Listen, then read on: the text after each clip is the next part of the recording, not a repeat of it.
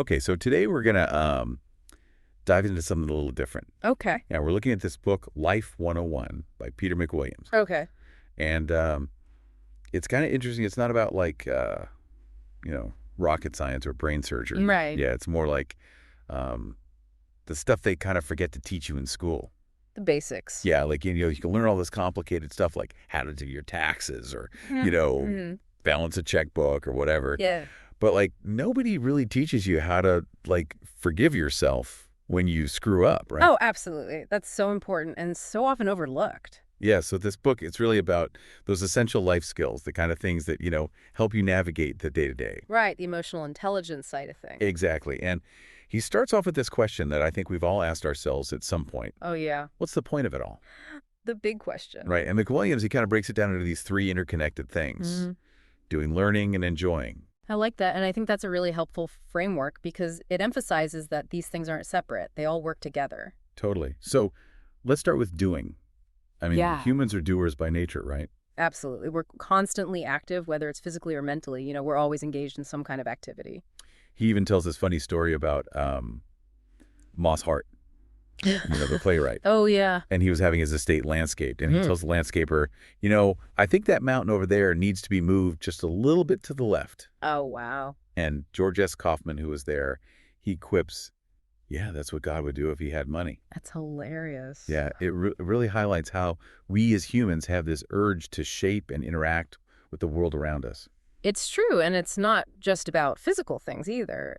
This doing extends to our mental lives too. We're constantly trying to solve problems, make sense of things, create new ideas. Exactly, and that leads us to learning. Mm. McWilliams emphasizes that learning isn't something that just stops when you finish school. Right, it's a lifelong process. Yeah, he calls graduation commencement, which kind of reframes it as the beginning of a new phase of learning.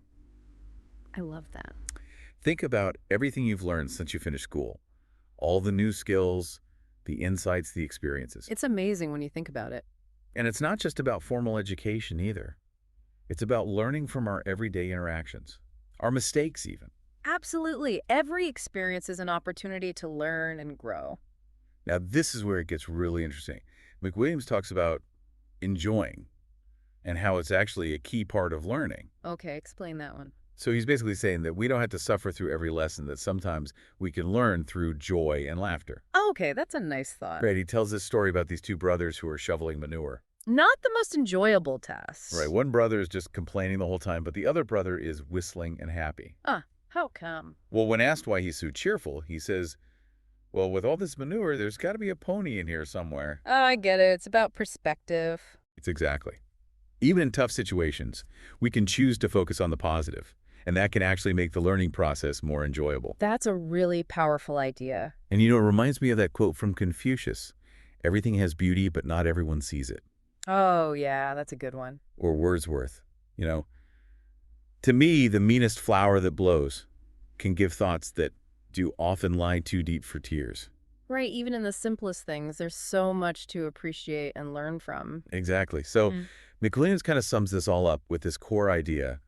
Life is a classroom, Oh, but it's not like the traditional classroom, with desks and tests. it's more like an experiential classroom. Exactly. It's more like a workshop, Mhm. a place where we're constantly learning by making mistakes and hopefully having some fun along the way. Right, and it's not always about learning what we want to learn. Yeah, sometimes life throws us curveballs and we have to learn things we didn't necessarily sign up for. That's true, but those can often be the most valuable lessons. Totally. So we've got this whole doing, learning, enjoying thing happening, and we're naturally curious. But here's the thing. Why do we sometimes resist learning? It's interesting, isn't it? Because you'd think we'd be eager to learn new things. Right. Well, McWilliams suggests that a lot of it comes down to our early childhood experiences, especially with our parents or caregivers. Okay, how so? Well, if a child is constantly being told, no, don't stop that, always being corrected and criticized, Right. they might start to feel like they're not good enough, that they're always doing something wrong. They internalize that negative feedback, Exactly. And that can lead to a deep-seated feeling of unworthiness. which can be really painful. Exactly. Yeah, And so to protect ourselves from that pain, we develop all sorts of defense mechanisms. ways to avoid feeling unworthy. Right. And McWilliams, he calls this Club Let's Hide Away from the Hurtful Unworthiness International. That's quite a name. Yeah, and he breaks it down into these different chapters, like the rebels, the unconscious, the comfort junkies, and the approval seekers. Okay, that sounds intriguing. Tell me more about these chapters. Well, the rebels, they're the ones who always push back against authority. It's like, you tell us we're no good. Well, you're no good. Okay, the defiant ones. Yeah, and then you've got the unconscious who kind of retreat into their own world. They might not even be aware of why they're resisting learning. They just kind of tune out. Right, they're checked out. Then there are the comfort junkies. They love routine and familiarity, and learning these things can feel scary and disruptive, so they avoid it. Okay, playing it safe. And finally, you've got the approval seekers. They're always trying to please everyone else, and they're afraid that learning new things might rock the boat. So they stick with what they know works. Exactly. And what's interesting is that most of us don't just belong to one of these chapters. We're probably a mix of all of them. Yeah, we might be rebellious in some situations, unconscious in others, comfort-seeking or approval-seeking. It really depends. It's complex. Yeah, and these defense mechanisms, they can really get in the way of learning.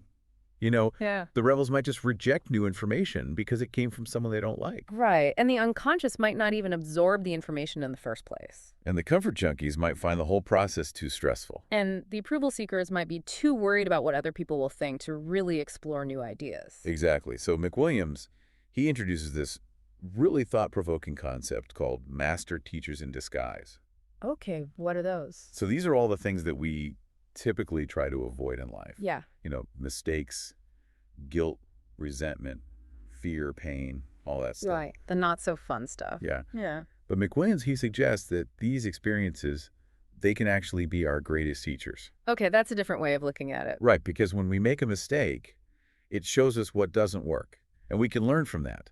True. And when we feel guilty or resentful, it might be a sign that we're not living in alignment with our values. And even pain, whether it's physical or emotional, it can be a signal that something needs our attention. Okay, so it's about reframing these experiences. Exactly. Instead of trying to get rid of them, we can ask ourselves, what can I learn from this? It's about finding the lesson in the mess? Yeah, and McWilliams, he uses this analogy from the musical Showboat, where some people in the audience get so caught up in the story that they forget it's just a play. Right, and they try to intervene. Exactly, and he says it's kind of like that with these master teachers. They come disguised as these negative experiences, and if we're too busy trying to escape the discomfort, we might miss the valuable lesson they're trying to teach us. Oh, I see. So it's about looking beyond the surface. Exactly. And he ends by asking us to reflect on which of these clubs we might have belonged to in the past and how that might have affected our approach to learning. That's a good question for self-reflection. It is, and he encourages us to embrace these master teachers even when they're tough, because they can ultimately lead to deeper understanding and growth. So it's not about avoiding the hard stuff, it's about learning from it. Exactly. Well, that's our deep dive into the core ideas of Life 101.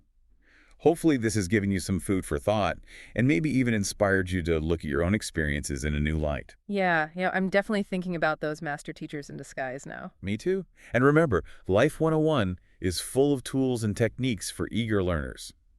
So if you're interested, be sure to check out the rest of the book. Sounds good. Until next time, keep those minds open and curious. Excellent.